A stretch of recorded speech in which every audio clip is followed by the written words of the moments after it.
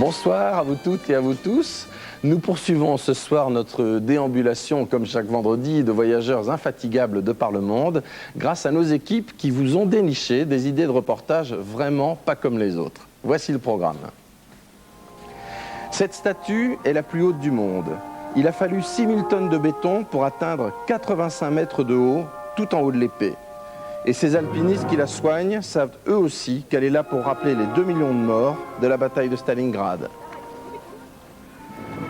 À Vilaine-sur-Seine, une île cachée par les arbres où ne viennent que les habitués. On y a inventé, il y a 50 ans, dans ce camping en dur, un mouvement qui s'appelait le naturisme. Des fous roulants dans leur drôle de machine.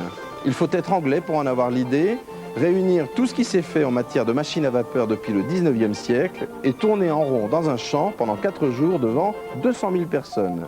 Public non excentrique, s'abstenir. Et je pense que la fantaisie et la musique de ce reportage vont plaire à notre invité de ce soir, tonton David. Bonsoir. Je suis originaire de La Réunion, j'ai passé beaucoup de temps à La Réunion quand j'étais petit, même maintenant. Mais tonton, pourquoi? Parce que je m'appelais David, ça faisait vendeur de jeans. Tout était pris, tonton c'était pas encore pris. C'était bien tonton. Puis ça fait famille un peu. Ça fait famille et puis c'était... Puis je voulais pas un nom, je voulais pas... Ouais, tonton David. À chaque fois qu'on me pose la question, je bloque, hein, je suis désolé. Ah bon, d'accord. Mais là, j'ai pas eu l'impression qu'il y avait blocage, en tout cas. Ouais. On va complètement changer de sujet, en tout cas en ce qui concerne les patronymes et les origines de votre vie. En revanche, je serais content de vous connaître un peu mieux à travers cette émission. Vous savez, je ne vais pas vous l'apprendre, qu'il y a dans toutes les communes de France des monuments aux morts, sur lesquels sont inscrits les uns à la suite des autres les noms des enfants qui sont tombés pour la patrie, n'est-ce pas? Mais ça n'est pas exclusif de la France, naturellement. Et comment faire pour commémorer une bataille qui a été tellement gigantesque qu'on peut dire qu'elle était la plus grande, la plus meurtrière de la dernière guerre mondiale? Vous allez vous en rendre compte, ça se passe à Stalingrad, qui a changé de nom pour devenir Volgograd, la ville de la Volga. Notre équipe, Jean-Pierre Bozon, Nina Belayeva et Joseph Guérin, a reçu l'autorisation exclusive de filmer pour la première fois les entrailles de la statue qui commémore par sa démesure la plus grande bataille donc de la dernière guerre. Regardez.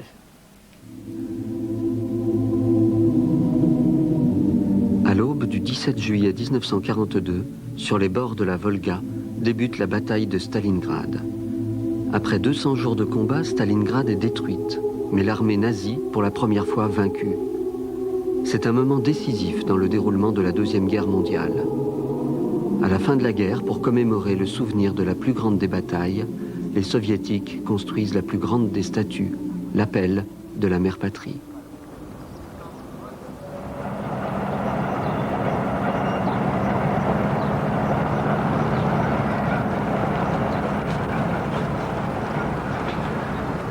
Sur les bords de la Volga, Stalingrad reconstruite s'appelle aujourd'hui Volgograd.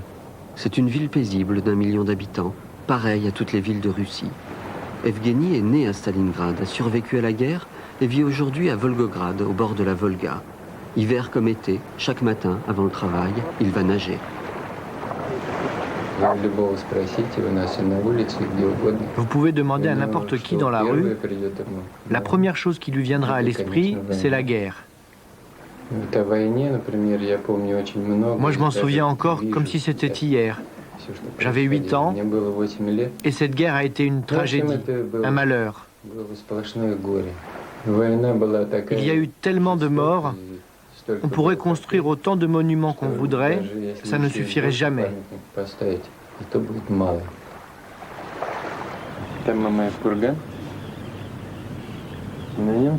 Notre statue de la mère patrie est là-bas, tout au fond, sur la colline.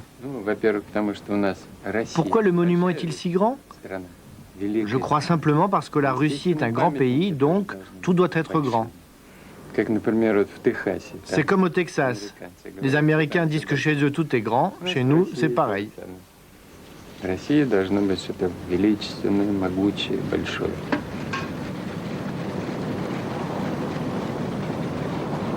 Statue de béton, la mère patrie pèse 6000 tonnes et mesure 52 mètres, sans compter l'épée, 33 mètres de plus.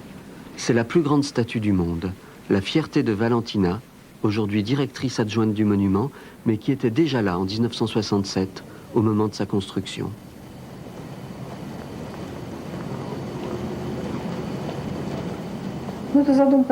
Au départ, dans le projet de l'auteur, la mère patrie ne devait mesurer que 36 mètres. Et puis, au moment de commencer la construction, on s'est aperçu que c'était aussi aux États-Unis la taille de la Statue de la Liberté. À l'époque, le mot d'ordre était qu'il fallait rattraper, puis dépasser les États-Unis. Donc, on a agrandi la statue, et c'est nous qui détenons le record. Une fois la mère patrie installée sur sa colline à Volgograd, c'est Evgueni qui a été choisi pour veiller sur elle. Une mission de confiance, mais aussi, au fil des ans, une histoire d'amitié.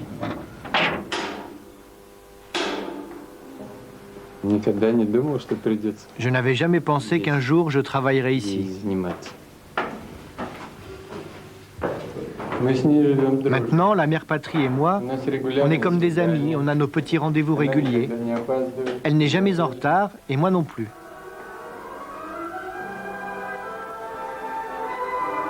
Le bureau d'Evgueni se trouve dans le cou de la mère patrie. Premier travail en arrivant, relever des mesures. Température, vitesse du vent, vibration du monument.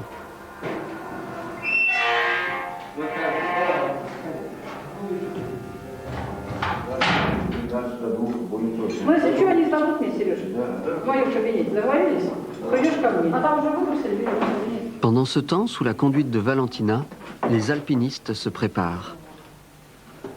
Une fois par an, à la belle saison, pendant quelques semaines, ils effectuent une visite générale de la statue. Contrôle de routine, entretien, réparation.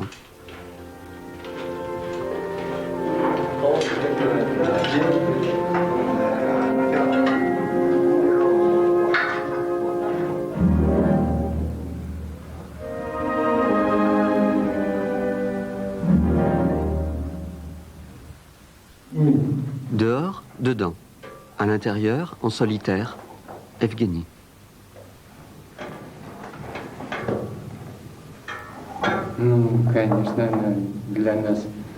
Pour ceux qui travaillent avec elle, elle est comme une personne vivante. Quelqu'un avec un très bon caractère, toujours de bonne humeur, qui ne nous donne pas de soucis. Elle est stable, ne bouge pas. C'est ma passion. Une fois, on s'est séparés. Je suis parti, mais un ancien amour ne rouille jamais. Alors, on s'est retrouvés.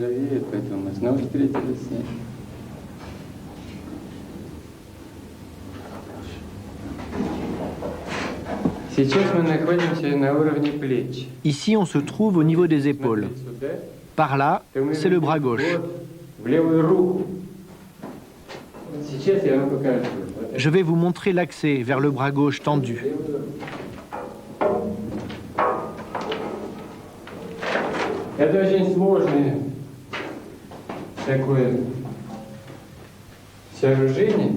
C'est une construction complexe, un volume très grand, avec une indispensable armature en métal.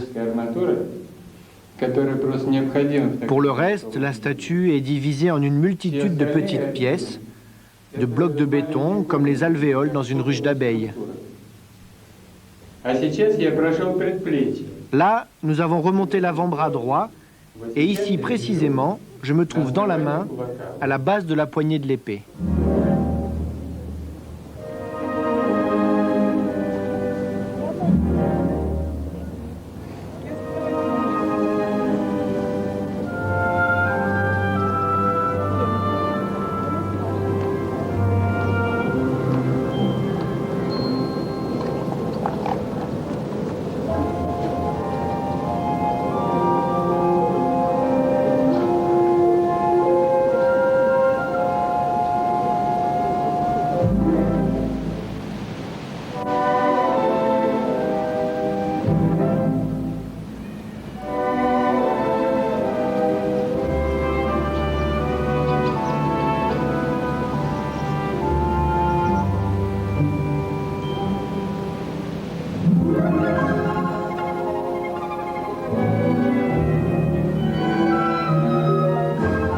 La mère patrie est une brave statue qui ne pose que peu de problèmes à ceux qui sont chargés de son entretien.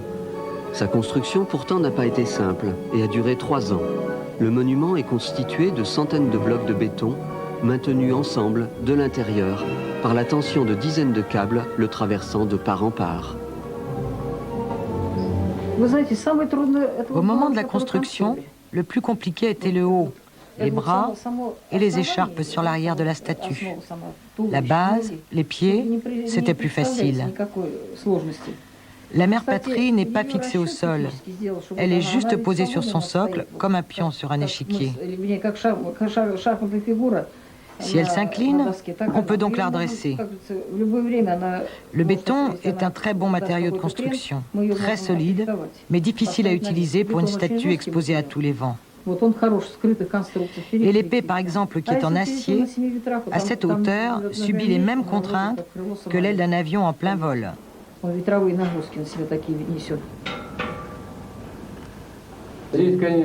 Ici, comme un peu partout dans la statue, il y a des fissures et je dois les surveiller.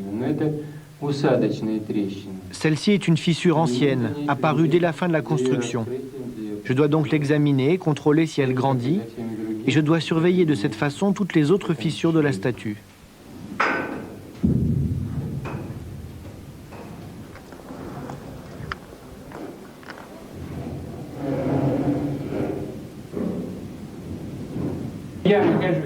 Maintenant, je suis tout au bout de l'épée. Nous avons mis cette lumière rouge pour la sécurité des avions et des hélicoptères. C'est une précaution nécessaire parce qu'à cet endroit, au sommet de la statue, je me trouve à une altitude de 82 mètres.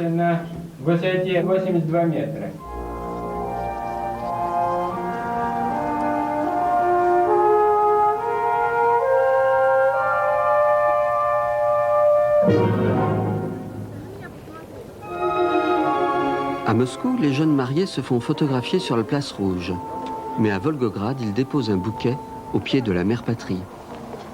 C'est l'un des monuments les plus fréquentés de Russie. Chaque année, 4 millions de visiteurs viennent s'extasier devant les proportions de la statue et se recueillir devant les noms de 37 000 soldats enterrés sur la colline. L'ensemble du mémorial couvre une superficie de 26 hectares et comprend des dizaines de monuments. Une flamme qui ne s'éteint jamais et une relève de la garde toutes les heures.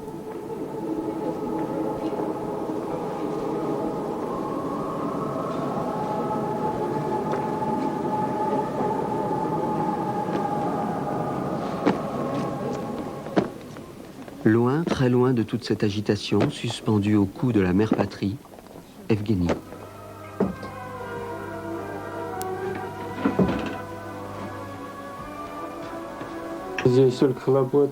Quand je suis dans mon bureau, j'oublie complètement où je me trouve. Il y a tellement de soucis, j'ai tellement de travail. Je ne me rends pas compte de la hauteur, sauf quand il y a du vent. Alors là, je sens la vibration de la statue, tout bouge, comme aujourd'hui. Regardez le ventilateur. Et c'est seulement à ce moment-là que je me rappelle que je ne suis pas sur Terre, mais suspendu dans l'air. On va continuer à cultiver le souvenir. Il est vrai que chez nous, aujourd'hui, on renverse parfois les statues. Mais c'est de la politique. Et le souvenir de la guerre, la victoire, c'est en dehors de la politique. Je crois que notre statue de la mère patrie va rester en place et que nous continuerons à avoir les moyens de nous en occuper. Rien ne nous menace. Pourtant, quand je regarde notre mère patrie, je pense à ce qui se passe tout près d'ici. De jeunes soldats sont tués, des populations paisibles massacrées. Je veux parler de nos guerres intérieures. Il n'y a pas de bonne guerre, ni même de guerre propre. Et peut-être n'y aura-t-il jamais non plus de dernière guerre. Il n'y a que des pays avec des frontières qu'on appelle des patries, et à chaque nouvelle guerre des statuts, pour dire qu'on n'oubliera pas et qu'il faudra arriver à vivre en paix. Et oui, qu'il faudrait arriver à vivre en paix, comme le dit Jean-Pierre Bauzan, mais il ne faut pas rêver. En tout cas, malheureusement, le monde nous prouve que ça n'est pas encore pour demain. Ah ben, comme quoi la statue, elle est une jolie statue, mais bon, en espérant que ce sera la dernière de la région. Vous qui chantez l'amour, la paix, la fraternité depuis le début, tonton David, ça doit vous choquer, enfin pas vous choquer, mais disons heurter votre sensibilité, d'entendre parler de la guerre et de savoir que ça ne cesse jamais. Oh, ma sensibilité, ça fait longtemps qu'elle a été anéantie par d'autres événements. Vous avez dû votre succès à un premier tube qui s'appelait « Nous sommes issus d'un peuple qui a beaucoup souffert ». Qu'est-ce que vous vouliez chanter dans cette chanson?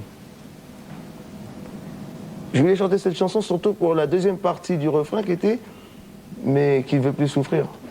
C'était une phrase de Marcus Garvey, qui était un militant jamaïcain du début du siècle, et qui avait avec Kwame Nkrumah du Ghana fait une grande compagnie de navigation. Il disait que de toute façon tous les Noirs qui sont à travers le monde vont être rapatriés donc en Afrique par cette compagnie où les Noirs seraient actionnaires. C'était la première conscience noire. Alors moi, quand j'ai écrit ça, c'était pour le remettre maintenant dans les années 90 et se dire qu'effectivement, et toutes les histoires de chaque peuple, elle a été anéantie, elle a eu de la splendeur par des guerres. Il y en a qui ont été anéantis, d'autres qui ont gagné de la puissance, et puis en fait, on se rend compte que les pays les plus puissants aujourd'hui, ben, c'est les pays, ça a été les plus grands combattants en fait. Le bilan de... Et je me disais, tiens, est-ce que c'est vraiment le sens de la vie? Mais dès qu'on est tout seul en train d'écrire un texte, on a envie de refaire le monde, alors on se dit, tiens, une chanson pour dire, tiens, mais changeons un peu la façon de penser. C'est un peu utopique, mais ça fait tellement de bien. C'est à ça que servent aussi les poètes et les chanteurs, n'est-ce pas? Il paraît. Ouais. Un livre qui vous replongera dans le contexte dur, bien entendu, de l'histoire de l'Union soviétique, enfin de l'URSS, qui a été écrit par Vassili Aksionov, qui s'appelle Une saga moscovite, et qui est paru chez Gallimard. C'est l'histoire de nombreuses familles de toutes sortes, entre 1924 et 1953, en gros le règne de Staline. Un gros bouquin, mais qui va bien dans le sens de ce que vous venez de dire, justement. L'histoire a été écrite par les vainqueurs et pour les vainqueurs, ça a été souvent dit, n'est-ce pas?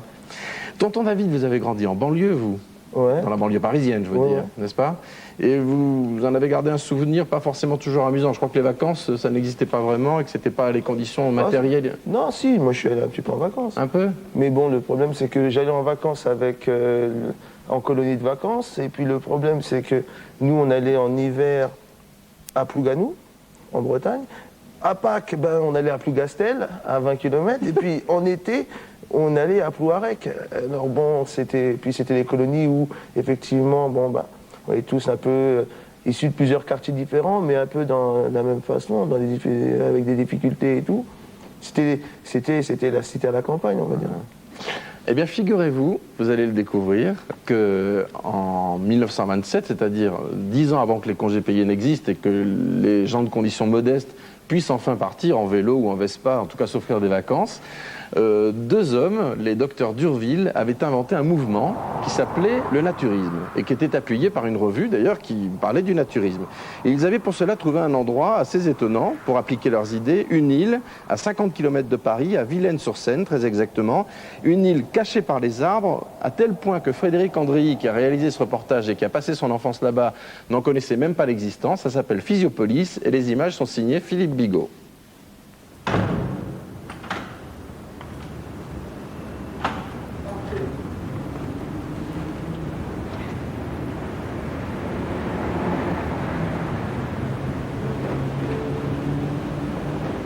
C'est une régulière, tante Yvonne.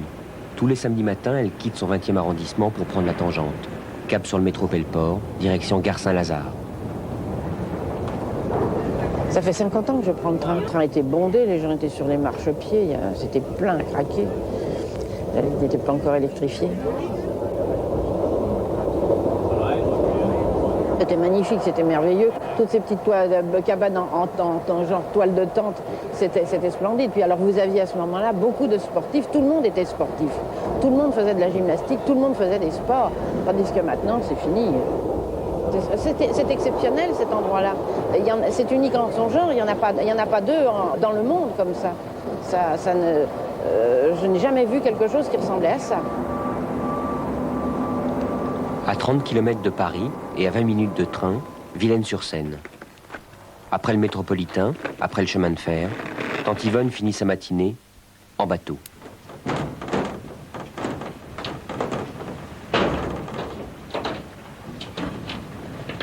Lucien, tu peux prendre au passage, tu démarres.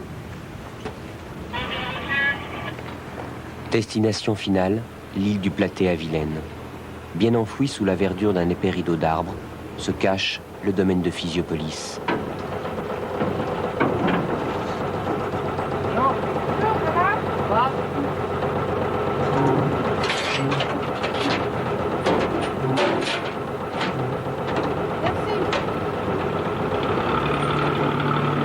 C'est toujours plaisant, hein. C'est toujours plaisant. On a l'impression qu'on est au bord de la mer ou qu'on est, je sais pas, en croisière.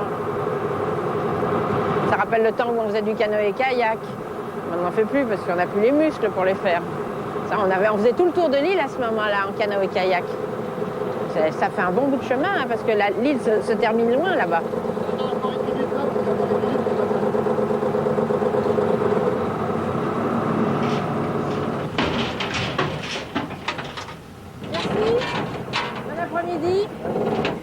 On va essayer.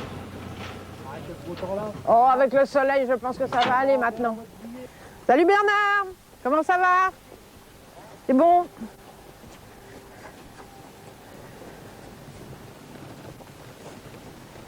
T'as pas vu Praline? Alors si t'as vu Praline, elle est où? Le village de Tende s'est transformé en village de bungalows, en fibrociment. Seule la forme des tentes est restée. Physiopolis a été inventé en 1927 par les docteurs André et Gaston d'Urville. Physiopolis est le premier centre naturiste de France. Pas question alors de nudisme, mais de vie au grand air et de sport pour les Parisiens sédentaires. 10 ans avant 1936, 10 ans avant les premiers congés payés, les naturistes de Physiopolis venaient tout simplement d'inventer les loisirs. 70 ans plus tard, les quelques 230 bungalows en fibrociment sont toujours debout. Allez, viens. Viens, Praline, viens, la cocotte, viens. On va allumer le poêle, parce qu'il fait fort chaud. Allez. On empoigne ça. Viens pas mettre tes poêles dessus, parce que tu vas te faire griller.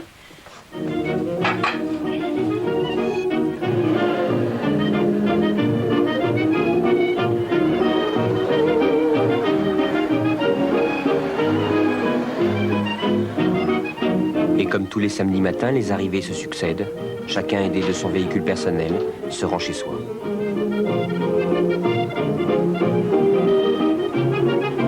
Certains ont amélioré leur bungalow en l'agrandissant. D'autres, comme la doyenne, de 88 ans, Madame Guérin, ont gardé leur construction à l'état d'origine. J'ai connu mon mari ici, qui était un sportif. On n'arrêtait pas de la journée. Tous les sports, on les pratiquait. Ici, on était tous en slip, et on était là pour faire du sport, pour vivre une vie naturiste. Donc le reste, il pouvait aussi bien y avoir des employés, des ouvriers que des cadres. Tout ça, une fois que vous êtes déshabillés, ça se voit plus tout ça. Et dès lors, sans dételer, nous armons d'un même courage, afin de nous meubler, on s'est mis tous deux à l'ouvrage. Mais à peine installé, on s'est aperçu qu'à l'usage, il manquerait encore quelque chose dans le décor. En 1930, le tabac et l'alcool étaient interdits à Physiopolis. Le stade, alors, était plein tous les dimanches matins. En 1996, la liste des sports s'est adaptée à l'âge des pratiquants. Un petit môme qui était sa mère, le vivant portrait, mais qui souriait avec ma petite gueule.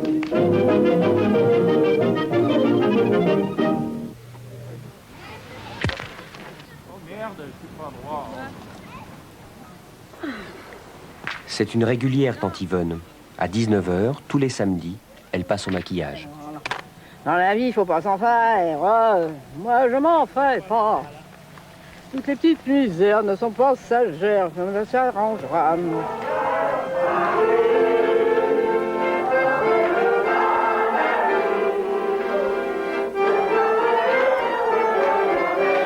C'est une fois par an. C'est en septembre. La guinguette accueille alors tous les vétérans pour leur dîner annuel.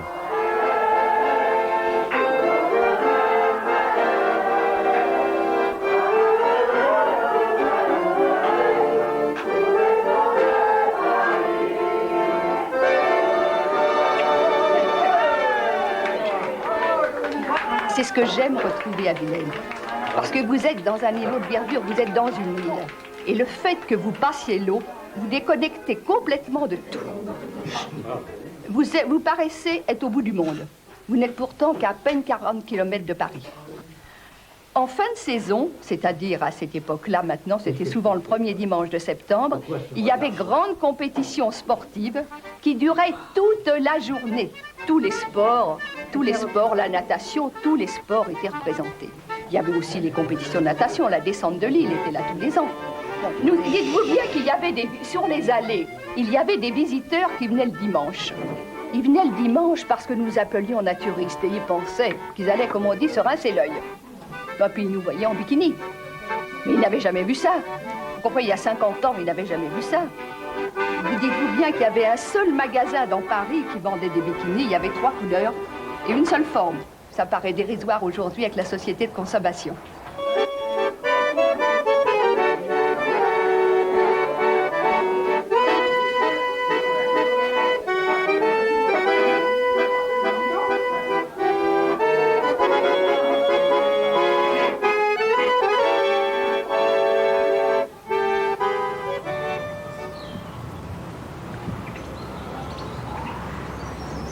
Je fais des mouvements de culture physique pour justement me maintenir en forme, des mouvements de souplesse, d'élongation, enfin pour tenir la forme.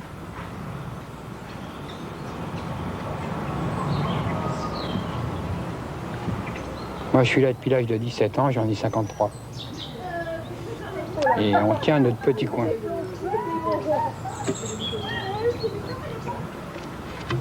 Alors ouais, c'est pour ça que ces espèces de putains de clous me faisaient chier là.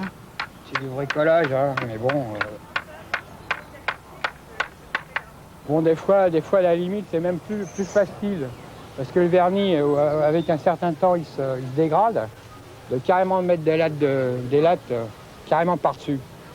Au lieu de le revernir, vous remettez la même chose par-dessus. Il faut être bricoleur, c'est sûr, hein, mais bon, la bricole, ça me connaît. Hein. Moi, j'ai fait 5 ans pour Saint-Antoine. Hein. Ça va pivoter comme ça. Voilà, puis ça vous fera une porte. Pas plus compliqué que ça. Monsieur Brigotou.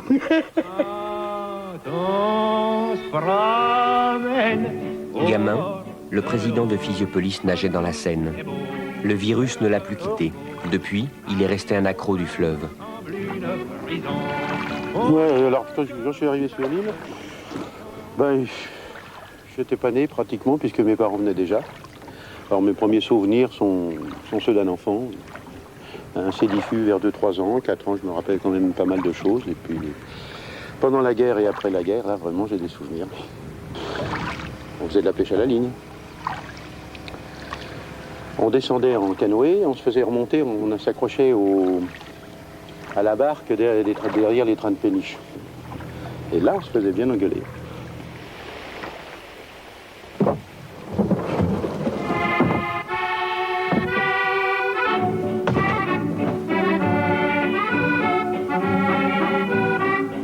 En 1927, les habitants de Physiopolis ont été, sans le savoir, les précurseurs de la société des loisirs, des écologistes avant l'heure. Aujourd'hui, les principes de Physiopolis se sont perdus dans le temps. Rattrapée par son époque, l'association naturiste s'est transformée en copropriété. Pas d'électricité, pas de gaz, le traditionnel déjeuner de Physiopolis est une débrouille vieille de 70 ans. Ah ben oui, si tu m'en sers un, je le boirai.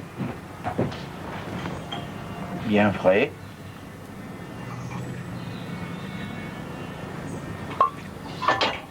On est venu camper, ma fille avait 11 jours, je ne sais pas si vous vous rendez compte. On est venu camper, il n'y avait pas de butane, il n'y avait pas de tout ça. On faisait un feu de bois, qui pleuve, qui vente, pour faire la ratatouille comme ça. C'était pas de la tarte. On était tous logés à la même enseigne.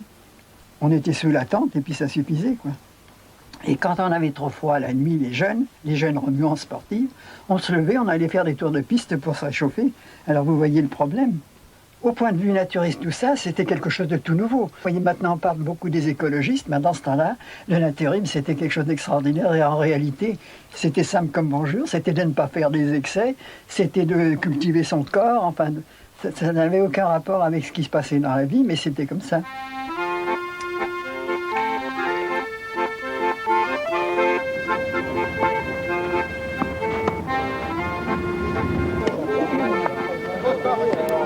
bouge pas. Non. Oui, 4, 2. 2. 3. 3, 4. Je me rappelle plus. 3. Les tables sont rentrées, les chaises sont sur les tables, les portes sont sur les chaises. S'il y a des inondations, il faut qu'on soit à peu près au dernier moment qu'il faut venir remonter les affaires. C'est des petits amusements de vilaine, ça. C'est pas désagréable. Hein? C'est une régulière tante Yvonne. Tous les dimanches, sur les coups de 6 heures, elle plie les clarinettes, direction Paris, 20e.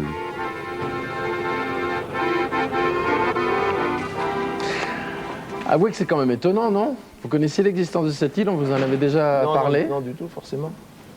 Dites-moi, tonton David, vous avez eu une enfance, je vais dire, qui a commencé très tôt. Vous êtes parti de la maison à 15 ans. Vous jouiez dans la cour, vous le dites vous-même, vous êtes un enfant de la rue. Vous vouliez soulager votre mère qui travaillait 18 heures par jour pour nourrir toute la famille? Il y a eu des moments bons et puis des moments moins bons. Ouais. Mais maintenant, ça fait déjà 5 ans que je fais de la musique, ça fait 5 ans que j'ai 5 belles années de musique.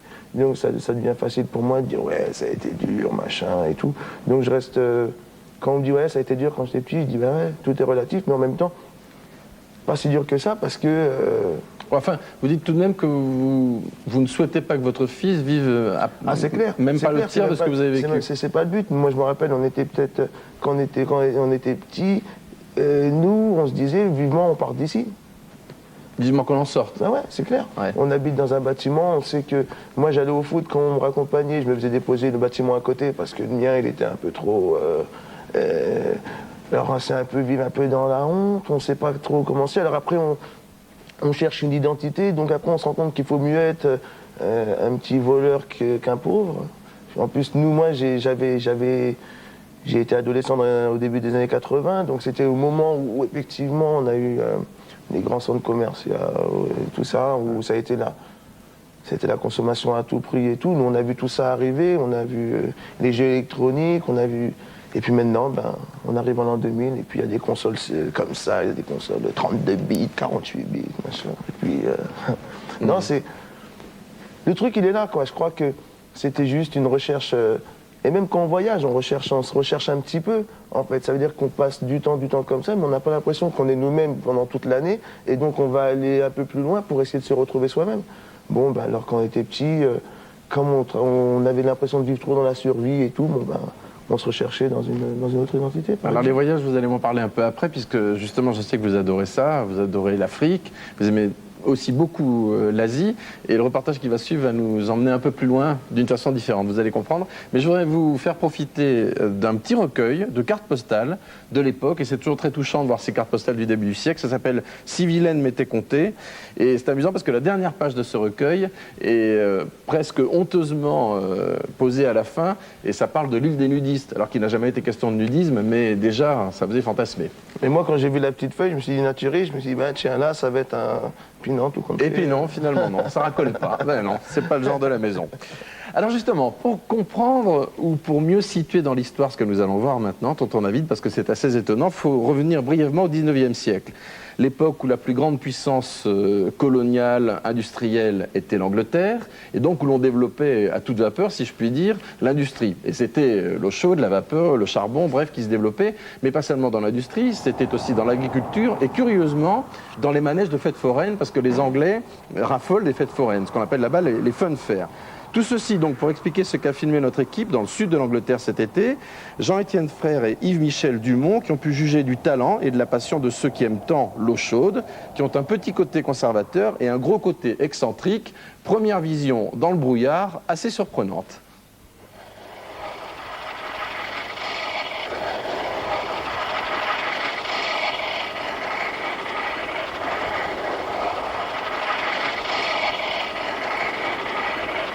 Parfois, mieux vaut être très prudent sur les petites routes anglaises.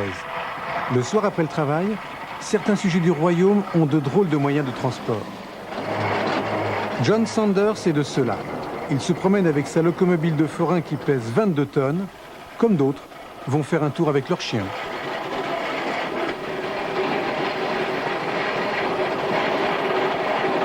John est un passionné de machines à vapeur. Il a mis 4 ans à restaurer cet engin qui date de 1924 et n'entend pas le laisser dans une vitrine. Tout petit déjà, John est sûrement tombé dans un tas de charbon. Ma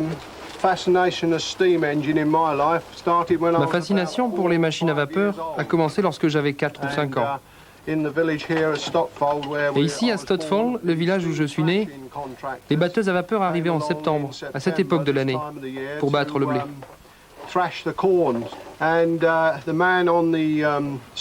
Et le chauffeur de la machine à vapeur faisait toujours siffler sa sirène pour annoncer la pause du thé à 10 heures. Ce bruit m'effrayait vraiment, mais ça a été ma première interrogation sur les machines à vapeur.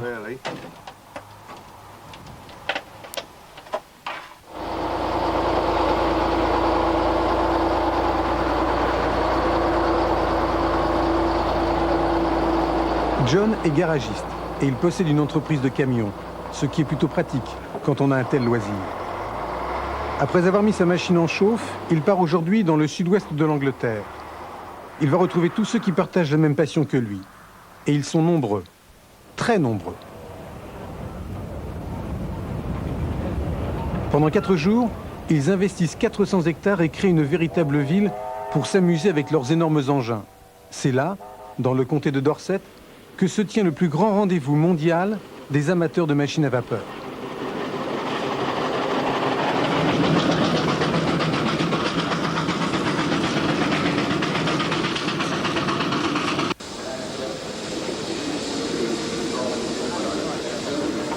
Tous débarquent ici pour tourner en rond sur un circuit provisoire avec leur locomobile. En Angleterre, un rouleau compresseur à vapeur est considéré comme une œuvre d'art. Une œuvre d'art qui coûte au bas mot 300 000 francs, mais les prix peuvent monter jusqu'à plus de 2 millions de francs pour les engins de forain.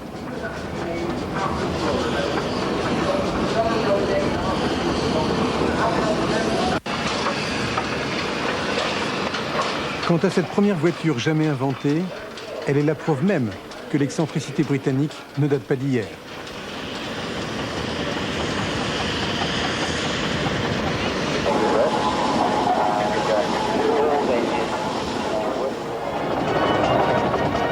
Pour cette manifestation, John n'a pas lésiné. Il a amené 6 machines à vapeur et un orgue de foire. Cette passion pour les engins d'une autre époque, il l'a d'abord partagée avec son père. Et en 35 ans, le papa puis le fils ont acquis et restauré 9 machines. Avec ce camion, par exemple, l'ancien routier s'amuse à tourner comme un Spoutnik et à faire des pointes de 25 à l'heure.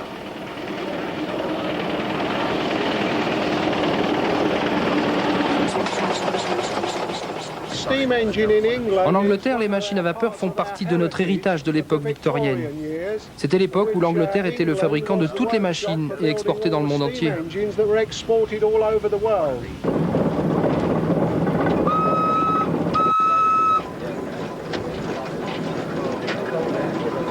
Absolument tout ce qui marche à la vapeur se retrouve donc ici pour un hommage au charbon et à l'eau chaude. Il y a même des systèmes sophistiqués pour les travaux agricoles. Sauf que pour remplacer les chevaux de labour, il fallait une machine énorme de chaque côté du champ pour tirer la charrue dans un sens et puis dans l'autre.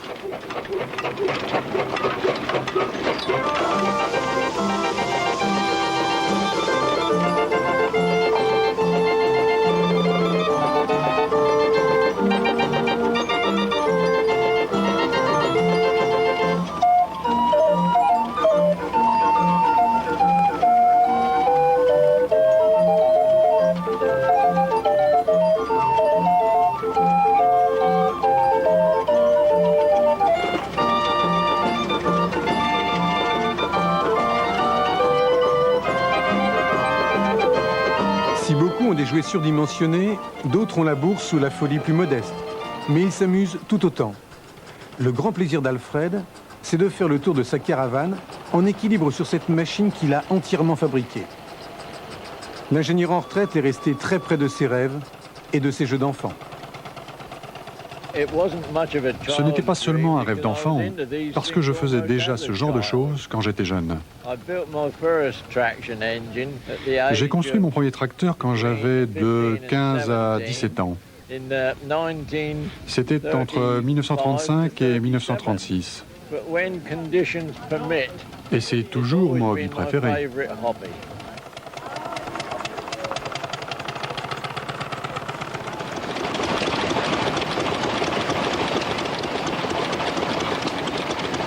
Mais il y a encore plus surprenant.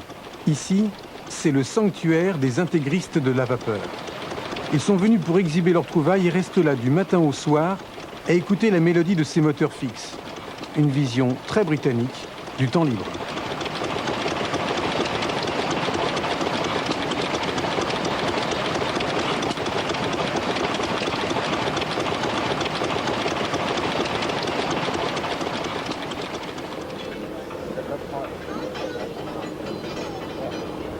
Chaque matin au réveil, il faut d'abord mettre en chauffe les machines. John, lui, n'est pas le premier levé. Pour le breakfast, on s'adapte, et certains ont imaginé une version détournée de la cuisine à la vapeur.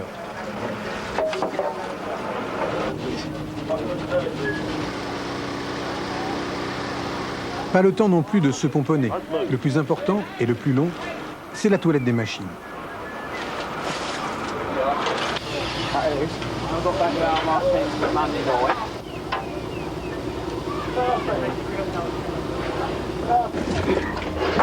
Nigel est venu pour aider John. Il ne possède pas d'engin, mais il fait partie de la bande de copains qui s'occupent des machines amenées pour l'occasion. Nigel est professeur de technologie dans un lycée. Toutes ses vacances, il les passe à entretenir cette énorme machine qui consomme jusqu'à 500 kg de charbon et 8000 litres d'eau par jour.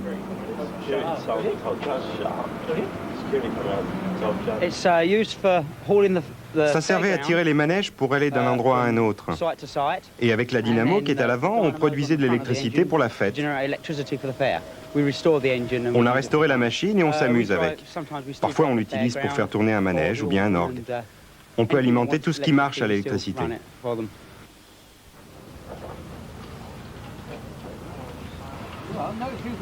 Indubitablement, Dorset est aussi une concentration de tous les maniaques du chiffon.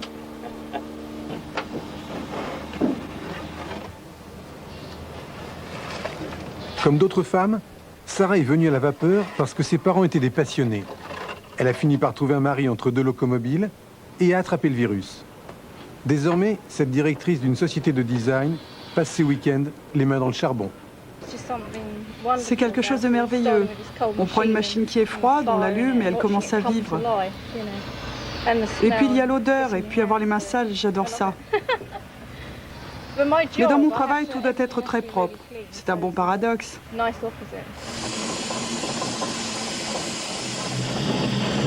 Et Sarah n'a peur de rien. Pour venir ici, elle a fait la route à bord de sa machine en tractant une caravane. On est venu de Bristol, qui est à une centaine de kilomètres d'ici. On est parti à 6h30 du matin et on est arrivé vers 17h. On a fait une moyenne de 10-12 km/h en comptant les arrêts pour l'eau.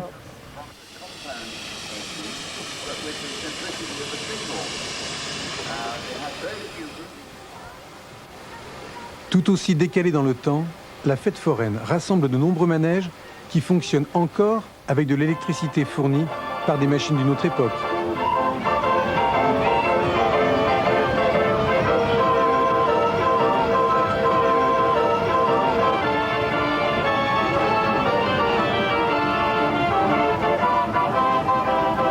En 4 jours, tous ces énormes jouets d'enfants et ces engins de travaux attirent 200 000 visiteurs.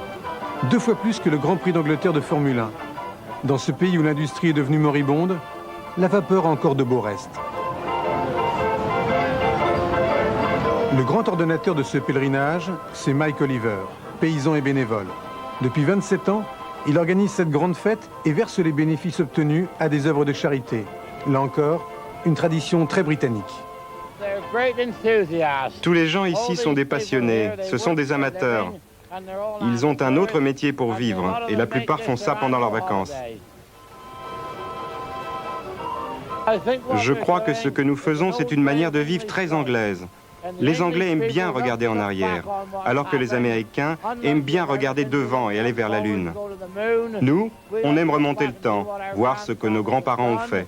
Et les petits-enfants qui ont entendu leur grand-père leur parler de tout ça, viennent voir à leur tour. Beaucoup sont là pour s'amuser, mais tous ne sont pas à la fête. Anthony et Steve, par exemple, sont certainement les charbonniers les plus actifs de tout le comté. C'est la plus grosse semaine de l'année. D'habitude, on livre juste quelques sacs de maison en maison. Alors que durant cette semaine, on va faire environ 200 tonnes. Et on attend toujours cette semaine avec impatience, car en plus, c'est sympa.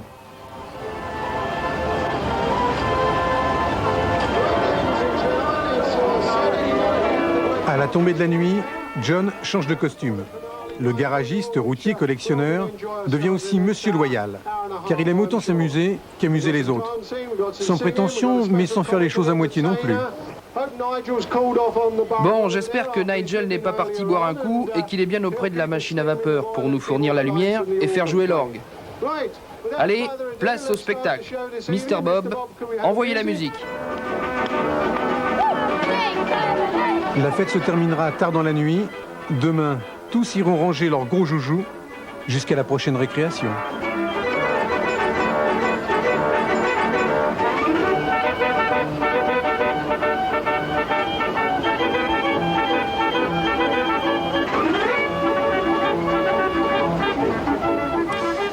Ou le dicton qui dit que la différence entre les hommes et les enfants, c'est le prix de leurs jouets, s'applique merveilleusement bien.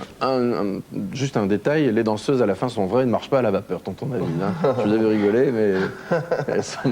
Non, c'est très british quand même. Ah bah oui, c'est vraiment, oui, ça, oui, vraiment, vous le verrez que là, quoi. Hein. Alors dites-moi, vous qui portez l'île réunionnaise en vous, et qui dit d'ailleurs, je crois que vous y reviendrez un jour, parce que ça vous manque, pas vrai? Oui, l'océan Indien surtout. Ouais, vous aimez vous raffoler de l'Afrique et surtout de l'Asie. Ouais, l'Asie, j'aime l'Afrique, mais j'ai eu l'occasion d'y aller et tout. L'Asie, c'est parce que effectivement, j'ai hâte de découvrir. Et comme là, je pars bientôt en Asie, donc du coup, c'est peut-être pour ça que...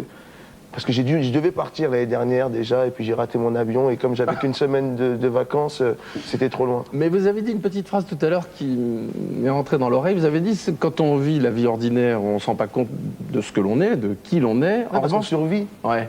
Ah bon? N'importe quelle classe sociale, même si on a un travail ou si on n'a pas de boulot, on est soit dans le boulot, soit dans la recherche d'un boulot. Donc toute l'année, on vit selon des codes. Dès que vous partez là où personne ne vous connaît, que ce soit quelqu'un, un cadre ou un... Mais vous allez dans l'inconnu. Mais du coup, vous avez peur parce que vous avez l'impression que vous êtes décalé. Et du coup, c'est magique parce que du coup, vous êtes obligé de faire... pour pouvoir communiquer, même quand vous ne parlez pas la langue. Autrement dit, quand vous voyagez, vous commencez à vous sentir vous-même, en tout cas à vous découvrir. C'est ça que vous voulez dire? Forcément. Il faudrait voyager tout le temps. Hein. En fait, ouais. Il ne faut pas rêver. Là, je suis mon client quand même. Alors justement, puisque nous parlons de l'Asie, quelques images qui devraient beaucoup vous plaire, tonton David, et qui vont nous emmener voir un spectacle assez particulier, c'est le moins qu'on puisse dire, et qui se passe au Japon. Vous verrez ça la semaine prochaine. Nous nous retrouvons en pleine campagne, et c'est un village entier qui se prépare, comme on l'a toujours fait depuis 240 ans. On se prépare à l'apparition d'acteurs qui ne sont pas comme les autres.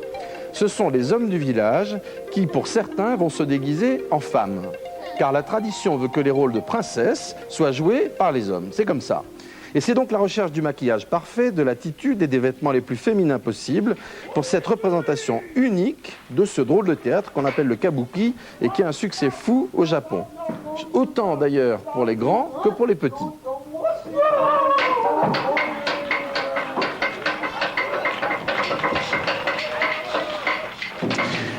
Adossée aux Alpes, une ravissante petite ville italienne, San Daniele, va nous donner l'occasion de découvrir un métier et une atmosphère unique au monde. D'abord, vous croiserez dans les sous-bois ces hommes qui reniflent des feuilles pour exercer leur nez sans relâche à reconnaître le moindre parfum. Car ils en ont besoin toute l'année pour retrouver sur un minuscule os de cheval que vous voyez toutes les saveurs de ce qu'il est convenu d'appeler le meilleur jambon du monde. Tous ces jambons aux formes de Stradivarius qui sont sans cesse massés par des mains féminines et soumises à des traitements curieux avant d'être consacrés par le feu. L'apothéose aura lieu lors d'une gigantesque fête où le jambon est célébré par des dizaines de milliers de connaisseurs. Enfin, nous irons comme 5 millions de pèlerins le font chaque année à Lourdes, ce qui signifie une organisation inimaginable tant qu'on ne l'a pas vue. Plusieurs messes par jour pour des dizaines de prêtres et des assistances immenses, jusqu'à 25 000 pèlerins pour une seule célébration. Ce qui signifie évidemment une mise en place sans faille. Des ciboires remplis de ras-bord jusqu'à la sonorisation. Chacun a son rôle et doit s'y tenir scrupuleusement. Et c'est à travers le regard de ceux qui, dans les coulisses et l'ombre de la grotte, voient défiler le monde entier, que nous voyagerons comme ils le font, immobiles et sereins, comme les flammes de ces tonnes de cierges qui s'accumulent devant la Vierge. Et c'est notre amie comédienne Agnès Soral qui sera là pour réagir sur ces reportages, qui sont d'ailleurs assez surprenants comme vous avez pu le remarquer. Alors là, pour le coup, ce sont vraiment des voyages. Tonton David, il y a quelques mois, un disque est paru qui s'appelle Récidiviste. C'était en début de l'année dernière, enfin il y a déjà quelques mois et beaucoup de succès. J'espère qu'il en a déjà autant que le précédent qui a été diffusé à 200 000 exemplaires. Un peu plus. Le prochain est juste ce qu'on appelle maintenant un single, autrefois on disait un 45 tours, ça s'appelle Vagabond. Ouais. Il correspond à votre réalité, vous vous sentez vagabond? Un petit peu, c'est surtout qu'il y a des gens qui sont des fois surpris, par exemple, de me voir encore dans le quartier en train de parler. Par exemple, un samedi, on peut me voir dans le quartier. Il y a des gens qui vont être surpris de me voir encore dans le quartier. Et puis le lendemain, ils vont être encore plus surpris de me voir à une grande table au crayon. C'est un petit peu mon côté un peu caméléon, le côté un peu voyage. Votre vie a pris un virage auquel vous vous attendiez pas quand vous étiez gamin, hein? Ben, forcément. Vous qui deveniez ou footballeur ou bandit de grand chemin. Oui, encore que le football, ma carrière s'est arrêtée très tôt, vers 13 ans et demi. Et bandit de grand chemin aussi d'ailleurs? Non, bandit de grand chemin, j'ai un petit bras. C'est vous qui le disiez. Merci en tout cas d'être passé nous voir. Ça m'a vraiment fait plaisir de vous rencontrer un peu mieux. C'est moi. À bientôt. Au revoir tonton. Et nous à la semaine prochaine, vendredi soir prochain. Bonne fin de week-end à toutes et à tous. Au revoir.